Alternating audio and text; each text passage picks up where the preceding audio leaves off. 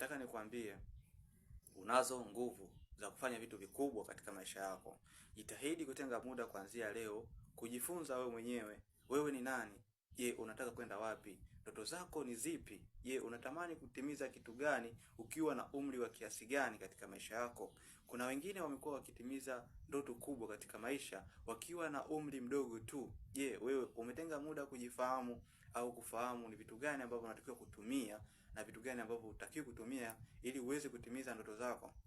Kama wewe ni kijana, jitahidi sana kutenga. Kuna aina mbili za kuzaliwa. Kuzaliwa kwa aina ya kwanza ni ile ambayo unazaliwa bila wewe mwenyewe kujifahamu kwamba umekuja duniani kufanya nini. Na aina ya pili ni ile baada ya kujifahamu kwamba katika hii dunia umekuja kufanya nini. Kuna utofauti wa kuzaliwa baada na kabla ya kujifahamu ni nani. Katika maisha, siku zote maisha yanaweza kuwa the same kama mtu hajajifahamu. Maisha yanaweza kuwa ya kawaida kwa mtu asiyejifahamu. Ila kwa mtu ambaye anajifahamu, maisha sio ya kawaida. Na kuzaliwa, nataka nikwambie kitu kimoja. Jitahidi sana kuwa na utaalamu wa kujifunza. Pendelea sana kujifunza katika maisha yako kwa sababu kujifunza kuishi. Ila unaweza kuishi kwa kujifunza. Jitahidi leo kutenga muda kujifunza. Jifahamu wewe mwenyewe binafsi ni nani. Jitahidi kuangalia the weakness. Udhaifu wako uko sehemu gani? Ubora wako uko sehemu gani? Ukiweza kutenga muda kujifunza wewe mwenyewe binafsi, unao uwezo wa kutimiza kitu chochote katika maisha. Usiseme kama wewe ni kijana, nataka nikwambie kitu kidogo.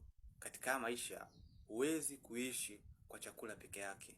Ni lazima utaishi kwa maneno na chakula. Kumbuka katika hii dunia, kiumbe pekee ambaye anaweza kuishi kwa chakula labda ni wanyama na mifugo wengine, ila sio binadamu. Binadamu ni lazima aishi kwa maneno. Jitahidi kuishi na maneno mazuri. Jitahidi kuangalia katika kizazi chako, maneno yako ndiyo yana uwezo wa Jihakikishe kwamba utakapokuwa umemaliza unakipractice. Usiendelee kubaki na iko kitu kichwani. Utakuwa hauna tofauti na mtu mjinga.